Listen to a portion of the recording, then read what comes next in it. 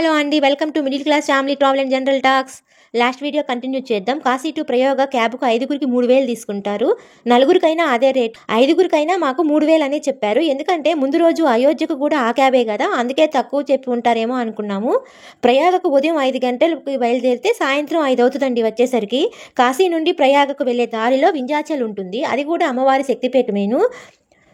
అది కూడా కవర్ చేయాలి అంటే ఇంకొక 1000 రూపాయలు ఎక్స్ట్రా తీసుకుంటారు. వింధ్యాచల్ కూడా దర్శించుకునేటట్లయితే ఉదయం 4 గంటలకే కాశీలో బయలుదేరాలి. కాశీ వచ్చేసరికి ఈవినింగ్ 7 అవుతుంది.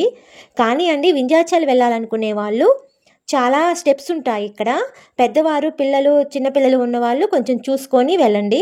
మేమైతే మా అమ్మగారు ఉన్నారని వెళ్ళదలుచుకోలేదు. మీకెవరికైనా ఇన్ఫర్మేషన్ ఉపయోగపడుతుందేమో అని చెప్తున్నాను.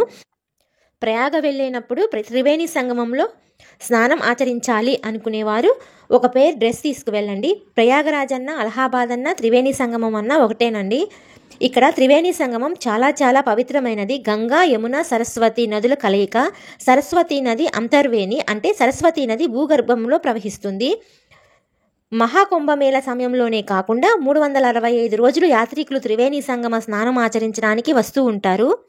బ్రహ్మదేవుడు సృష్టి తర్వాత ఇక్కడ మొదటి పవిత్ర యాగం చేశాడని, అందుకే దీనికి ప్రయాగ అని పేరు వచ్చిందని పురాణోక్తి. అంతేగాక ప్రళయకాలంలో ఈ భూమి అంతా సముద్ర జలంతో మునిగిపోయినా ఈ ప్రయాగ మాత్రం మునిగిపోదట. ప్రళయకాలంలో శ్రీ మహావిష్ణువు వటపత్ర ఛాయి రూపంలో ఇక్కడ ప్రత్యక్షమై ఉంటాడంట. సమస్త దేవతలు ఈ తీర్థాన్ని కాపాడుతూ ఉంటారంట. బ్రహ్మ ఈ ఊరికి ఉత్తరంగా ఉన్న ప్రతిష్టానంలో ఉంటాడంట. విష్ణువు వేణి మాధవ రూపంలో వెలిసి ఉంటాడంట. పరమశివుడు అక్షయ వట వృక్ష రూపం దాల్చి ఉంటాడట.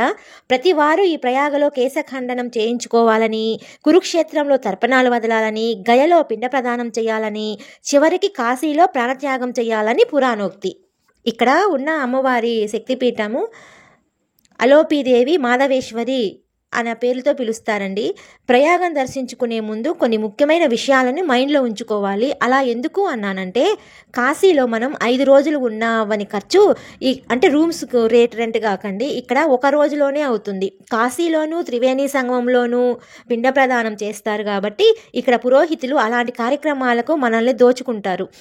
చాలా అంటే చాలా జాగ్రత్తగా ఉండాలి. అందుకే త్రివేణి సంగమ స్నానం ఆచరించి పిండ ప్రదాన పనులు ఏమైనా ఉంటే కాశీలోనే చేయించుకోండి.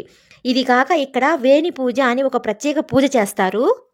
ఈ పూజ చేయటానికి అయితే ఎంత అడుగుతారో వాళ్ళకే తెలియదండి ఇక్కడ పూజారులు. అలా ఉంటుంది ఇక్కడ. అసలు ఈ పూజ ఎందుకు చేయించుకుంటారంటే, భార్య భర్త ఒడిలో కూర్చుంటే భార్య వేణి అంటే జడ 3 కత్తెరలు చేసి ఆ వెంట్రుకలను త్రివేణి సంగమంలో కలుపుతారు. ఇక్కడ అద్భుతం ఏంటంటేనండి, హెయిర్ వాటర్లో వేస్తే పైకి తేలుతుంది కదా, కానీ ఇక్కడ మునుగుతుంది. అంత మహిమ గల ప్రదేశం. అలా ఈ పూజ చేయించుకుంటేనంట తర్వాత జన్మలో కూడా వారే భార్యాభర్తలుగా పుడతారంట.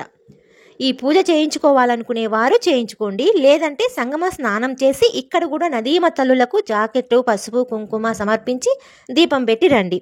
ఇవన్నీ మీరు రూమ్ నుండి వెళ్ళేటప్పుడే తీసుకువెళ్ళండి. మనం ఒక ప్లేసుకు వెళ్ళే ముందు దాని గురించి పూర్తి సమాచారం తెలుసుకునే బయలుదేరుతాం కదండి. మేము కూడా అలానే మార్నింగ్ ప్రయాగ బయలుదేరటానికి నైట్ అన్నీ సర్దేశాను. కానీ మేము ప్రయాగ వెళ్ళలేకపోయామండి. ఎందుకంటే మా అమ్మగారికి కోల్డ్, ఫీవర్ వలన. అయోధ్య నుండి వచ్చేసరికి కాశీకి లేట్ నైట్ అయ్యింది కదా, మాకు బాగా చలిగా ఉందండి. క్యాబ్లో డ్రైవరు హీటర్ కూడా పెట్టారు.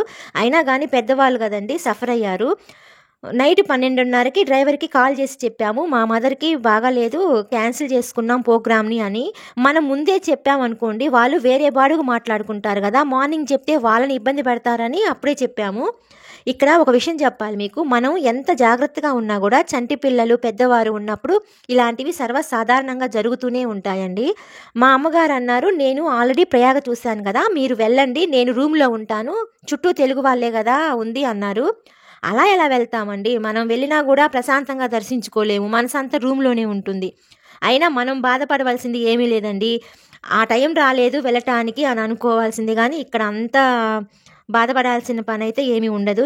ఎందుకంటే ఇలాంటి అన్ఎక్స్పెక్టెడ్ సంఘటనలు జరిగినప్పుడు అయ్యో ఇంత దూరం వచ్చి వెళ్ళలేకపోయామే అని అస్సలు అనుకోవద్దండి. తర్వాత ఏదైనా ప్రయాగ వెళ్లకుండానే అక్కడి విషయాలు ఎందుకు చెప్పడం అంటే, వెళ్ళే ముందు ఏమేమి తీసుకువెళ్ళాలి, ఎలా ప్రిపేర్ అయ్యి వెళ్ళాలి అన్న విషయాలు తెలియజేయటం కోసం ఎవరికైనా ఉపయోగపడవచ్చు అని చెప్పానండి.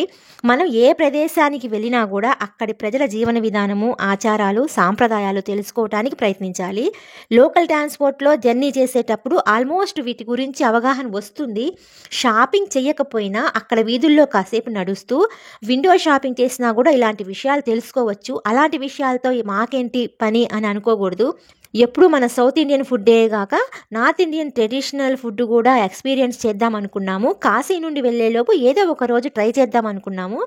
ఇక ఈరోజు ఖాళీగానే ఉన్నాం కదా, వెళ్దాం అనుకున్నామండి. సైకిల్ స్వామి ఆశ్రమము, ఆంధ్ర ఆశ్రమం దగ్గరలోనే పూజా సామాగ్రి షాప్స్ కూడా ఉంటాయి.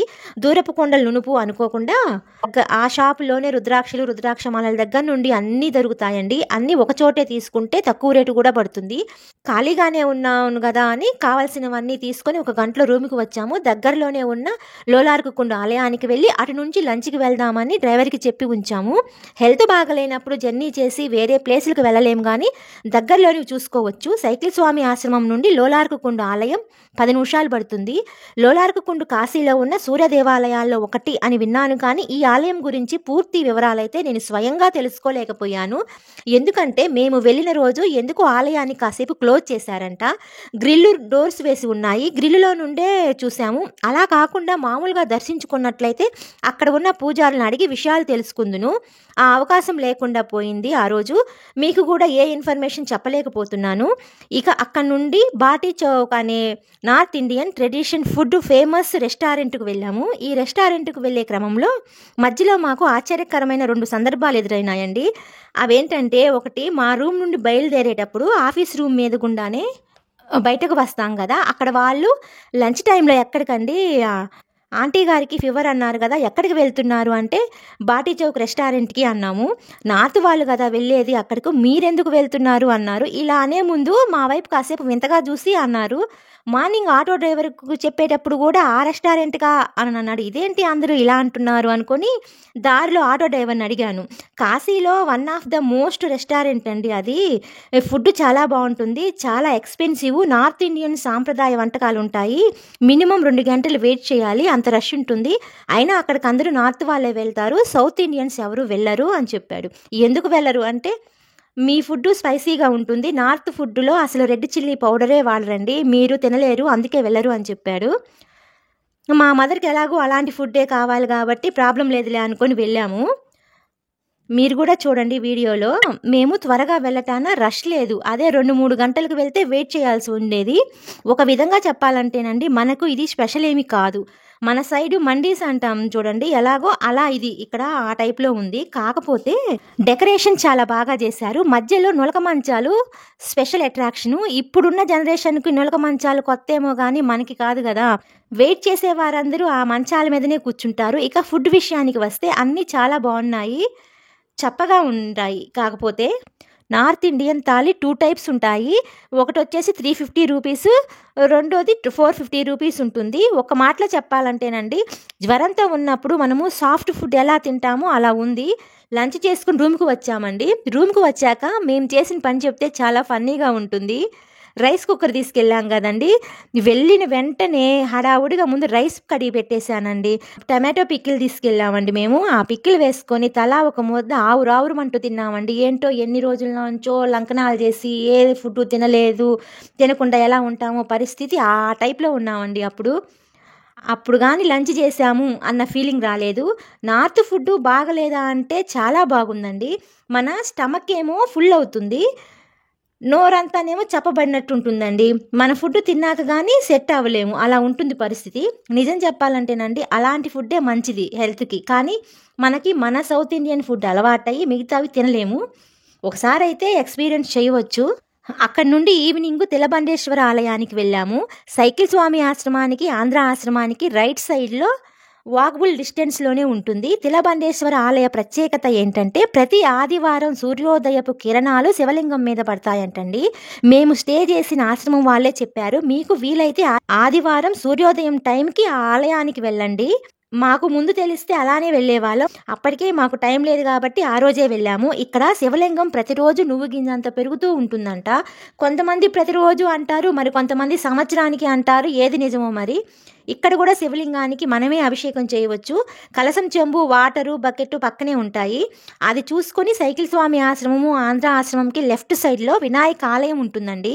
నిజానికి మాకు ఈ ఆలయం గురించి తెలీదు. సైకిల్ స్వామి ఆశ్రమం వాళ్ళే చెప్పారు. అక్కడ ఒక పెద్ద ఆయన ఎప్పుడు రిసెప్షన్లో కూర్చుని ఉంటారు. మనం బయటికి వచ్చేటప్పుడు, వెళ్ళేటప్పుడు ఎక్కడికి వెళ్తున్నారు, ఏ ఆలయాలను చూశారు, ఏమేం చూడాలని అన్నీ చెప్తూ ఉంటారండి. ఈ వినాయక ఆలయం గురించి కూడా అతనే చెప్పారు. అసలు ఎన్నిసార్లు చెప్పారంటేనండి, మేము కాశీ వెళ్ళిన రోజు నుండి వచ్చే రోజు వరకు రోజుకు ఒకసారైనా చెప్పేవాళ్ళు. ఆ ఆలయాన్ని దర్శించుకునే వెళ్ళండి, మీరు చాలా చాలా పవర్ఫుల్, మీరు ఏదైనా సంకల్పం చేసుకుంటే అది ఖచ్చితంగా నెరవేరుతుంది అని చెప్పారు. ఇన్నిసార్లు చెప్పారంటే వెళ్ళాల్సిందే అని వెళ్ళాము. 10 నిమిషాలు పడుతుందండి. మనకి దారి తెలియకపోయినా అడుగుతూ వెళ్ళవచ్చు. గరికమాలను తీసుకువెళ్ళండి, బయటనే అమ్ముతూ ఉంటారు. తప్పనిసరిగా గరికను సమర్పించాలంటండి. మేము దీపాలు కూడా పెట్టాము. అక్కడ పంతులు గారు కూడా అదే చెప్పారు. గరికను సమర్పించి దీపం పెట్టి కాసేపు అక్కడే కూర్చొని వినాయక స్తోత్రం ఏదైనా పఠించి, ఏది రాకపోతే శుక్లాంబరధరం అయినా సరేనండి, ఈ శ్లోకం అందరికీ వస్తుంది కదా, అదైనా పఠించి సంకల్పం చెప్పుకుంటే, అంటే మన కోరిక న్యాయబద్ధమైనది అయి ఉండాలంటండి, ఖచ్చితంగా నెరవేరుతుంది అని ఆ పంతులు గారు చెప్పారు. మీరు వెళ్ళినప్పుడు ఈ ఆలయాన్ని కూడా తప్పక దర్శించుకోండి. ఈ వీడియో ఇంతేనండి. నెక్స్ట్ వీడియోలో కాశీ నుండి బయలుదేరేటప్పుడు ట్రైన్లో ఫుడ్ ఎలా ఏంటి అన్న విషయాలు మాట్లాడుకుందాం. ఉంటానండి మరి.